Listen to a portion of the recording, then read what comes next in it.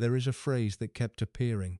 Not in newspapers, not in official statements, not in the kind of carefully worded palace releases that arrive on thick paper and say everything except what they mean.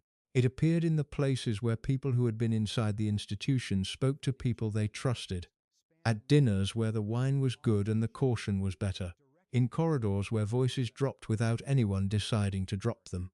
In the particular silence that follows when someone mentions a name and the room adjusts itself slightly. The way a room adjusts when a window opens and the temperature changes before anyone has identified the source. The phrase was simple, the kind of thing the British say when they want to be honest without being accountable.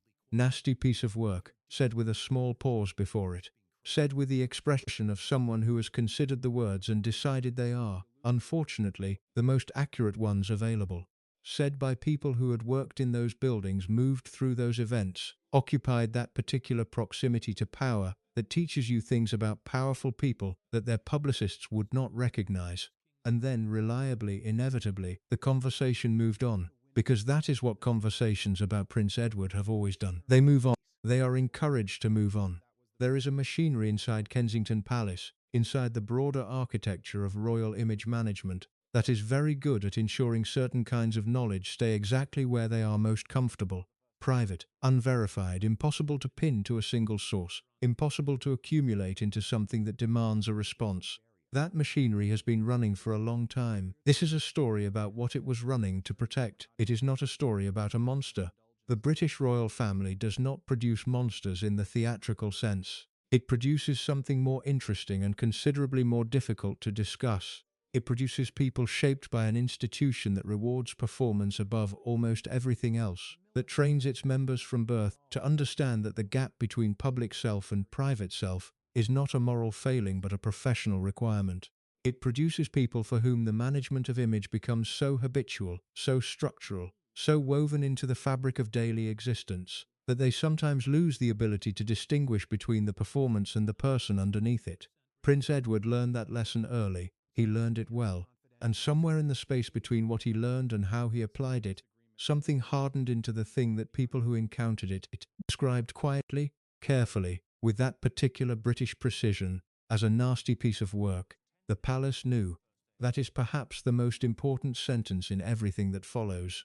Not that Edward behaved as he behaved. Institutions contain difficult people, always have, always will.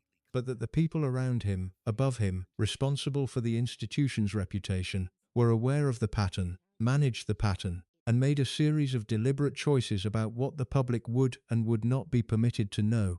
Those choices have a cost.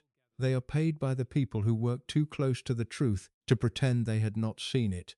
To understand why the words kept appearing and why the palace kept burying them, you have to start before any of it began. You have to start at the beginning.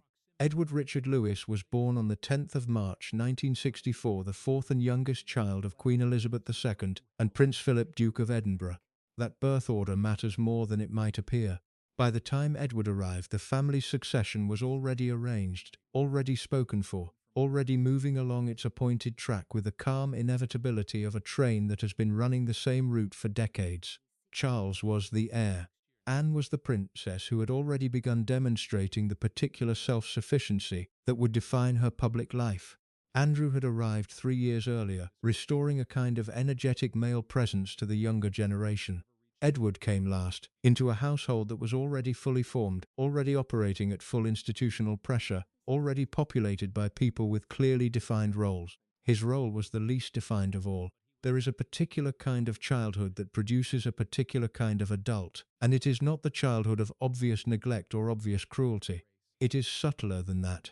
It is the childhood of a household where love is genuine but attention is rationed by necessity, where the adults in the room are carrying obligations so large and so public that the ordinary texture of family life, the unhurried conversations, the evenings with no agenda, the parental presence that has nowhere else to be, becomes a luxury rather than a given. The Queen was not an absent mother in the dramatic sense. She was present in the ways her position allowed. But her position allowed very little of the kind of presence that a youngest child, watching older siblings find their footing, quietly needs most. Philip was a more complicated figure in the household. Brilliant, restless, constitutionally impatient with softness. He had views about the raising of sons that were shaped by his own unsparing childhood and by the military culture that had given him his first reliable sense of identity. He believed in toughening, he believed in standards. He believed, with the conviction of a man who had survived genuine hardship, that comfort was something to be earned rather than assumed. Edward was not built for that philosophy in the way his father had perhaps hoped. He was sensitive in the way youngest children sometimes are, attuned to atmosphere, alert to approval, aware from an early age of the specific emotional weather of rooms where he was expected to perform correctly, and given limited guidance about what correctly actually meant. He was not Charles, carrying the visible weight of destiny. He was not Anne, armored by competence and an almost aggressive self-reliance. He was not Andrew, cushioned by a particular kind of paternal favoritism that those around the family noted and discussed. He was Edward IV, last, the spare of the spare of the spare. At Heatherdown Preparatory School and then at Gordonstown, the Scottish school that Philip had attended and believed in with the fervour of a man recommending an experience that had formed him, regardless of whether it formed others in the same direction. Edward encountered the specific misery of an institution designed to strip away softness and replace it with endurance. Gordonstown did not suit him, that is the polite version. The fuller version is that the school, with its emphasis on physical hardship, outdoor challenges, and a culture of masculine stoicism that left very little room for the kind of interior life Edward seemed to possess, produced in him something that the people who knew him in those years described as a kind of defensive withdrawal. He became careful, he became watchful, he became, in the specific way that sensitive people become when they have spent enough time in environments that do not value sensitivity, someone who had learned to protect himself by controlling the terms on which other people encountered him. That is not a character flaw, not yet. It is a survival strategy. The flaw comes later, when survival strategies outlive the conditions that created them, and the person inside them can no longer distinguish between the armor and the self. Edward left Gordonstown and went to Cambridge. He was entering the world. The world was about to begin forming its own opinions. Cambridge should have been a release. For many young men of his background and generation, the university represented the first real loosening of institutional pressure. The first environment where intelligence could be tested on its own terms, where friendships could be formed outside the choreography of rank, where a person could begin to discover who they actually were beneath the layers of expectation that had been accumulating since birth. For Edward, it was something more complicated. He read archaeology and anthropology at Jesus College, arriving in 1983 with the particular visibility that attaches to royal students regardless of how quietly they attempt to move through a place. Cambridge tried to treat him normally, in the way institutions always try to treat royals normally, which is to say that everyone was very careful to demonstrate how little they were treating him differently, which is itself a form of treating someone differently. He was watched, he was assessed. He was the subject of the particular undergraduate scrutiny that reserves its sharpest attention for people who arrive with reputations already attached to their names. What his contemporaries made of him varied, as it always does depending on proximity. Those who encountered him briefly tended toward the charitable. Those who spent more sustained time in his orbit began to notice things that they filed away without quite articulating. The way you file away an impression that you cannot yet support with specific evidence, but that lodges itself in the back of your thinking and does not leave. He was, people said, difficult to read. That phrase, in the specific social register of educated British people trying to be fair, carries considerable weight. Difficult to read is not the same as complicated. Complicated implies depth that rewards investigation. Difficult to read implies something more guarded, more controlled, more deliberately managed. It implies a person who has decided at some level below full consciousness that allowing others genuine access is a risk not worth taking. He left Cambridge with a lower second. He joined the Royal Marines. This decision, and what followed from it, tells you something important. The Royal Marines training program is among the most physically and psychologically demanding in the British military. Edward entered it, one suspects, with something to prove, to his father most obviously, but also to himself, and perhaps to the institution that had been observing him his entire life and forming conclusions he could sense without being able to directly address. He withdrew after 4 months. The official language around the withdrawal was careful, as official language always is, medical, voluntary, a mutual acknowledgement that the fit was not right. The unofficial language, the kind that moved through military circles and eventually found its way into the kind of publications that traded in what palaces preferred to keep quiet, was considerably less generous. His father was reportedly furious. That detail matters not because paternal fury is unusual in families with high expectations and children who fail to meet them, but because of what it revealed about the dynamic that had been building for years. Philip had a template for what a royal son should be able to endure. Edward did not conform to that template, and in families where love and approval are threaded through the same needle, the failure to conform to one can feel, to the person experiencing it, very much like the withdrawal of both. Edward left the Marines and moved toward the arts theatre, television production, a company called Ardent Productions, which he founded and ran through the 1990s, and which would eventually become one of the cleaner windows through which the less flattering version of his character became visible to people paying attention. But that comes later. First, there was the question of how a man shaped by all of this begins to move through a world that has already decided, before he opens his mouth, exactly who he is, and what he does when he discovers that the world's decision and his own self-image do not match. The public version of Prince Edward was assembled carefully. It had to be. After the Marines' withdrawal, after the tabloid commentary that followed it, after the particular kind of British public amusement that attaches itself to a royal who has visibly failed to meet a masculine standard, there was work to be done on the image. The palace understood this, Edward understood this, and so the version of him that was presented to the country in the late 1980s and through the 1990s was constructed with the specific intent of replacing one narrative with another. The replacement narrative was pleasant enough. Edward was the artistic one, the sensitive one, the royal who had found his own path, rather than following the military template that had produced his father and brothers. He was interested in theatre, in television, in the kind of cultural work that allowed a person to demonstrate intelligence and taste without requiring them to stand in the rain on an assault course, proving something to men who would never quite be satisfied anyway.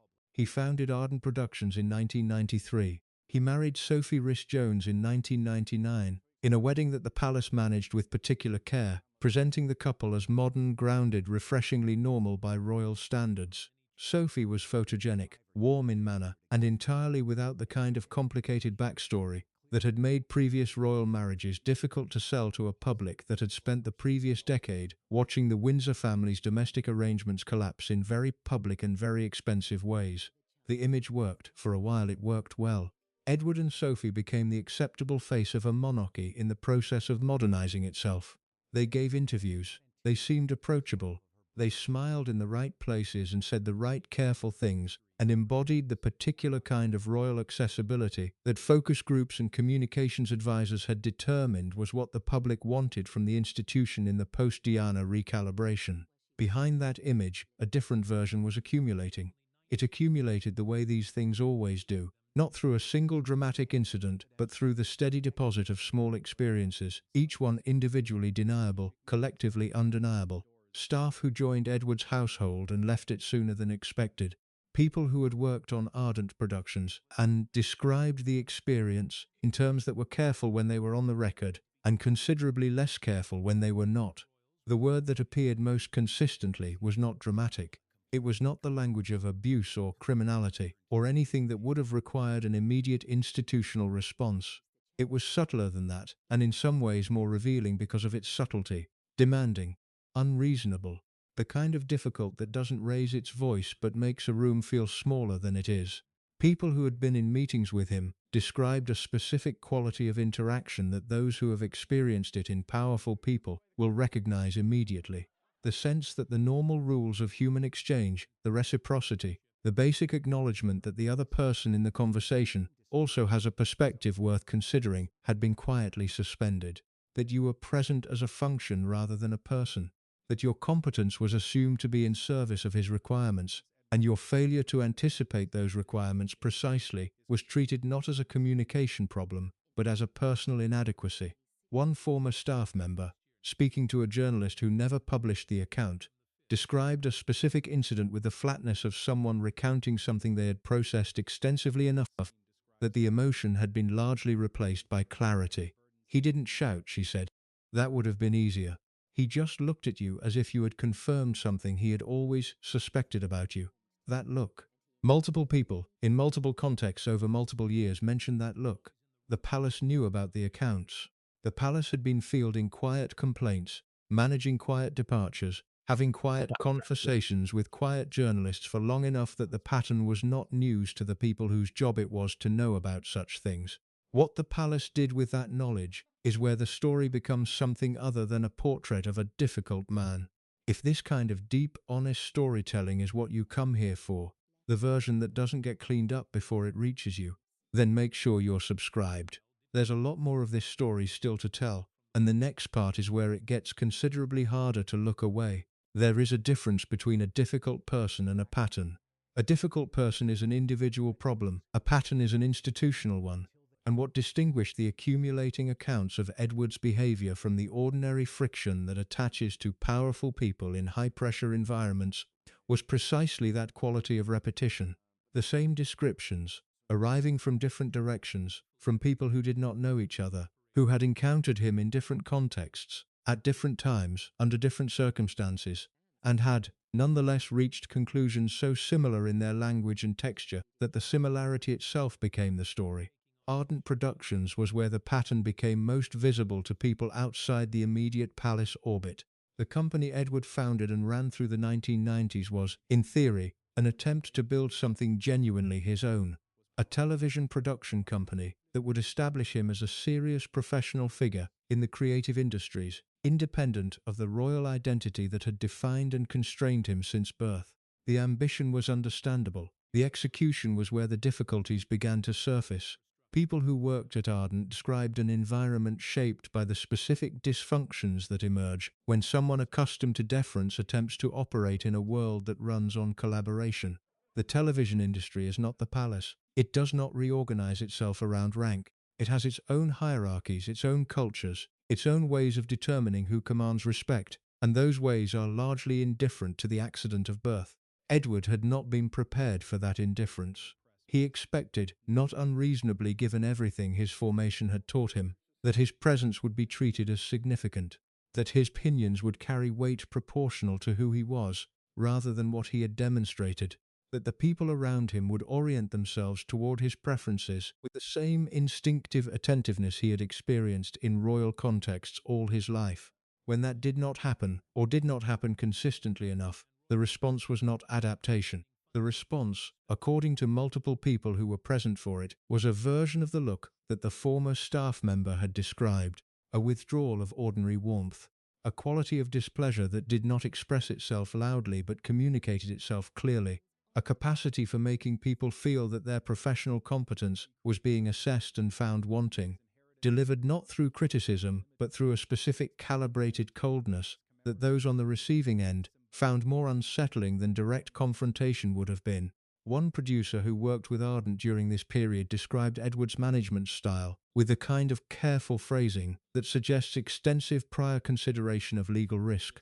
He had very clear ideas about how things should be done, the producer said, and very limited interest in hearing why those ideas might need adjustment.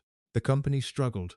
It produced content that was received at best with the polite indifference that the industry reserves for work that does not quite justify its own existence. It accumulated debts. It generated, on at least one notable occasion, a controversy that the palace was required to manage with some urgency, when an Ardent crew filmed members of the royal family without authorization during a documentary project, producing the specific kind of institutional embarrassment that results in very firm private conversations and very careful public statements. Edward apologized. The apology was accepted in the way royal apologies are accepted, formally, completely, and without any of the underlying issues being addressed in any way that might prevent their recurrence. The palace closed the file. The pattern continued. What is striking, looking back at this period, is not that the incidents occurred. Institutions contain people who behave badly. What is striking is the consistency of the response. Every account that reached the point of potential visibility was met with the same machinery, the same careful management, the same quiet conversations, the same process of absorption that left the person who had experienced the behavior feeling, as one of them later put it, as if they had complained about the weather to someone whose job it was to ensure the forecast always read fine. Fine, that was the word the palace preferred. Everything always was fine. To understand how royal image management works, you have to first understand what it is not. It is not a room full of people in dark suits deciding which stories to kill. It is not phone calls with explicit instructions, not brown envelopes, not the dramatic apparatus of conspiracy that makes for satisfying television, and bears very little resemblance to how institutions actually protect themselves. The reality is both more mundane and more effective than any of that. It is a culture. A culture in which certain kinds of information are understood, without anyone needing to say so directly, to belong in certain places and not in others. A culture in which the people who handle royal communications develop, through long professional experience, an almost instinctive sense of which accounts can be allowed to breathe and which ones need to be quietly, efficiently suffocated, before they accumulate enough oxygen to sustain themselves. That culture surrounded Edward for decades. It surrounded him at Kensington Palace, where his household operated within the broader architecture of royal communications, with the specific advantage that minor royals, precisely because they are minor, attract less scrutiny than their senior counterparts. The intense journalistic focus that followed Charles and Diana, that orbited William and Harry, that fixed itself on the senior working royals with the relentless appetite of an industry that had discovered the monarchy, was one of its most reliable commercial properties. That focus largely bypassed Edward. He existed in a kind of useful obscurity, visible enough to be royal, peripheral enough to be unexamined. The palace understood the value of that obscurity and worked, with quiet diligence, to preserve it. When accounts of his behavior reached journalists, and they did reach journalists, with a regularity that those journalists who covered the royal beat during this period will confirm to anyone who asks them carefully enough, the response followed a pattern so consistent it might have been scripted. First, access. The currency of royal journalism is access, and access is controlled entirely by the palace. A journalist who pursues a story the palace considers damaging to a royal family member does not receive a legal threat, not initially. What they receive is a cooling. Requests for comment go to a communications office that responds slowly, minimally, unhelpfully. Invitations to events that would otherwise be available to accredited royal correspondents begin to arrive less frequently. Sources within the palace ecosystem, the courtiers and officials and household staff who provide the background color that makes royal coverage possible, become suddenly less available, less forthcoming, less willing to confirm even the most innocuous details.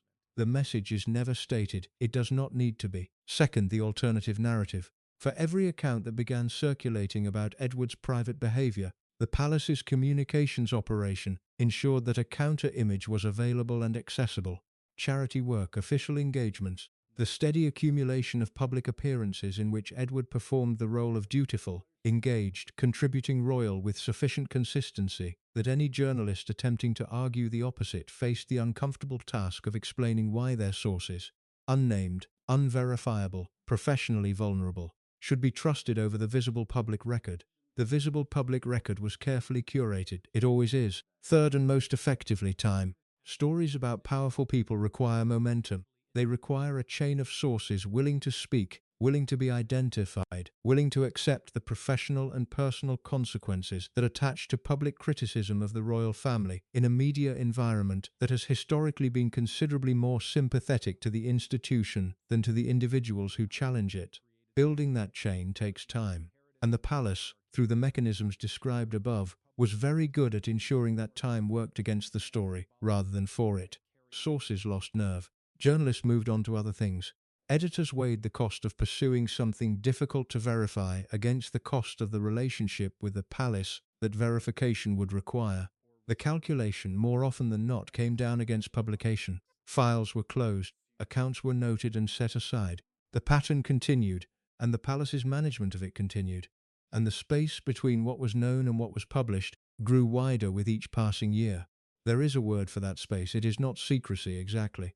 Secrecy implies active concealment, deliberate hiding, the conscious suppression of specific facts. What the palace maintained around Edward was something more ambient than that, more architectural.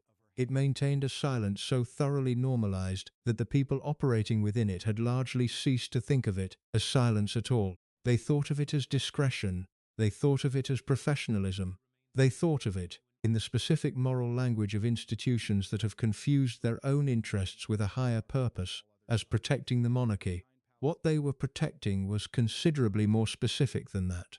They are not difficult to find if you know how to look. They are not in newspapers. They are not on record, not formally, not in the ways that produce the kind of verifiable documentation that lawyers require and editors demand before they will allow a story to move from the realm of allegation into the realm of fact. They are in the other places. The conversations that happen after the third drink at an industry event, when someone mentions a name, and someone else nods with a recognition so immediate it requires no elaboration. The emails that were never sent, because the person drafting them thought better of it at the last moment, and closed the window and went back to the work of getting on with their life. The exit interviews that were conducted and filed and never actioned, because the person conducting them understood, as everyone in those buildings understood, that actioning them would cost considerably more than absorbing them. They are the people who knew. There are more of them than the public version of Prince Edward's story would suggest. There is the former household employee who left after 18 months and described the experience to a friend who later described it to someone else in terms that contained no specific incident dramatic enough to constitute a story, but that painted in their accumulation a portrait of daily working life, so relentlessly pressured, so absent of the ordinary human consideration that makes professional environments sustainable, that the friend to whom it was described found themselves thinking about it for weeks afterward. There is the television industry professional who encountered Edward during the ardent years and who has told the same story, in private, to enough people that it has achieved the particular status of an open secret, known widely within a specific professional community, never surfaced publicly, because no single person within that community has judged the professional cost of surfacing it to be worth paying. There is the journalist who spent 3 months pursuing a specific account, who reached the point of having multiple sources willing to speak on background, who brought the material to an editor and watched the calculation happen in real time, the weighing of what the story was worth against what pursuing it would cost, and who left that meeting understanding something about the relationship between power and publication that no journalism school had prepared them for. These people carry what they know the way people carry things they have decided, for entirely rational reasons, not to put down. It is not a comfortable way to carry something. The discomfort is worth examining, because it reveals something important about the specific cost of the silence the palace maintained around Edward. The cost was not borne by Edward, it was not borne by the institution. It was distributed quietly and unequally among the people who had been close enough to the truth to accumulate it, and distant enough from power to be unable to do anything useful with it. They absorbed the experience, they processed it privately. They made their calculations and reached their conclusions and moved on to other things, carrying with them the specific weight of knowledge that has nowhere to go. Some of them are still carrying it. What they know collectively is not a single dramatic revelation. It is something more textured and in some ways more damning than that. It is a consistent account of a man who treated the people around him as instruments of his comfort rather than as people in their own right, who confused the deference his position attracted with the respect his character had earned, who was capable, when that confusion was disturbed, when someone failed to perform the expected attentiveness, when a situation resisted his preferred version of it, of a response so cold, so deliberately diminishing, that the people on the receiving end of it found themselves questioning their own professional competence long after the interaction had ended.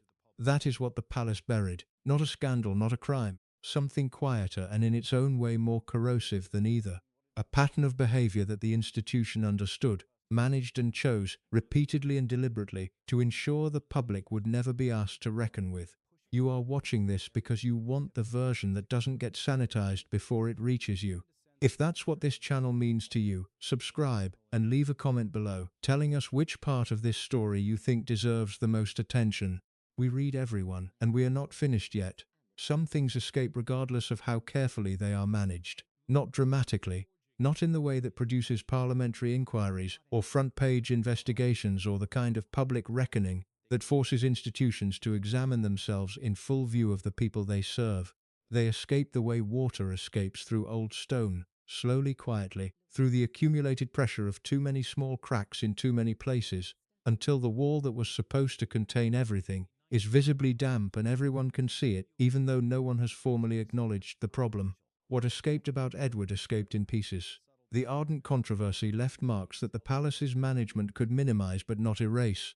The unauthorized filming of royal family members during a documentary project produced a specific institutional humiliation that was absorbed and processed and officially resolved, but that left behind, in the people who had watched it happen, a residue of confirmed suspicion. This was not a man who had made an isolated error of judgment. This was a man whose judgment operated according to a set of assumptions about his own entitlement that periodically came into contact with the reality of how the world actually worked. And the collision was never quiet. The Sophie recorded call in 2001 added another layer. Sophie, speaking to a journalist posing as a client, made comments about public figures that the palace spent considerable energy containing. The incident was managed, apologies were issued. The official narrative repositioned both Edward and Sophie as victims of entrapment, rather than as people whose private opinions had been made public. The repositioning largely worked, in the way palace repositioning usually works, because the institution is considerably better at managing the aftermath of exposure than most of the journalists who create the exposure are at sustaining their original narrative against the palace's counter-pressure. But the incident confirmed something.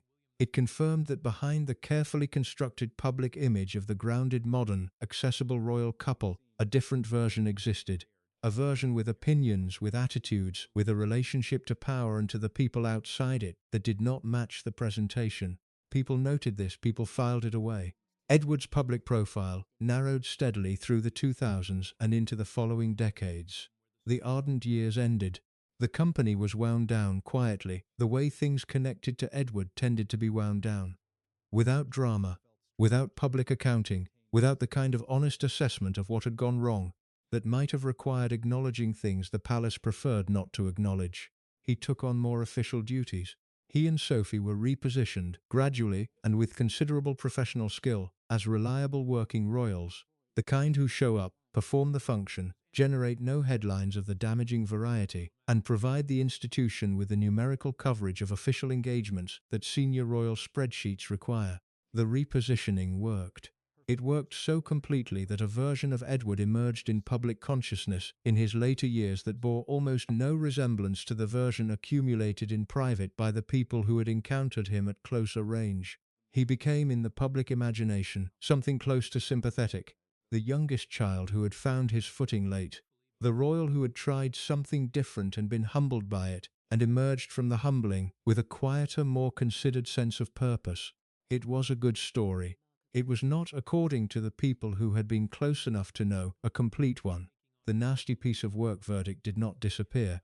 It did not soften with time in the way that verdicts sometimes soften when the person they describe demonstrates genuine change. It persisted, in the places where such things persist, in professional communities, in the specific social networks that connect people who have worked in and around the royal household, in the conversations that happen when a name comes up and a particular silence precedes the response. That silence is the palace's most durable achievement, not the suppression of a specific story, not the killing of a specific account, but the creation and maintenance of an environment in which the truth about a man could exist, widely known among those with direct experience of it, and still never quite cohere into something the public was required to confront. That is what institutions do when they decide that one of their members requires protection that their behavior does not merit. They do not lie exactly. They simply ensure that the truth remains distributed across enough private conversations, enough unverifiable accounts, enough people who have made the rational calculation that speaking costs more than staying silent, that it never assembles itself into something that demands a response. Prince Edward was a nasty piece of work. The people who knew, and Kensington Palace made sure that for a very long time, knowing was as far as it ever got. If this story stayed with you, if you think the version that gets buried deserves to be told, share this video with someone who needs to hear it. Subscribe if you haven't already. And if there is another name, another story, another truth this channel should be telling, leave it in the comments. We are listening. We are always listening.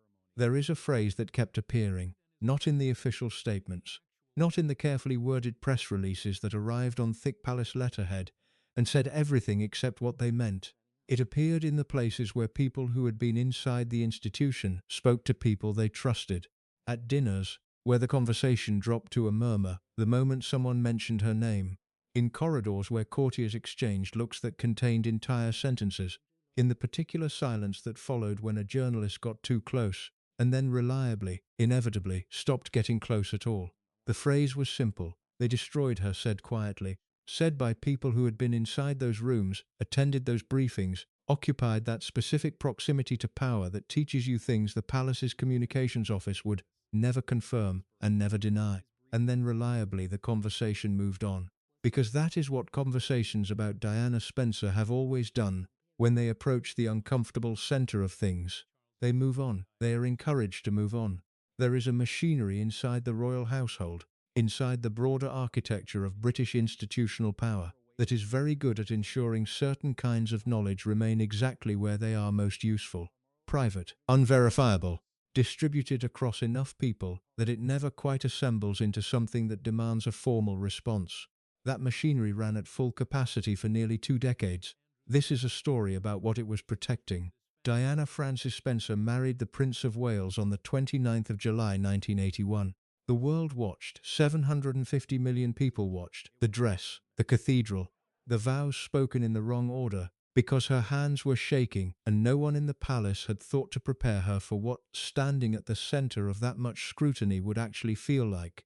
That detail matters, because it was the first of many things the palace did not prepare her for, and the first of many moments in which her genuine human response to an overwhelming situation was treated, by the institution she had just married into, as a problem to be managed rather than a person to be supported.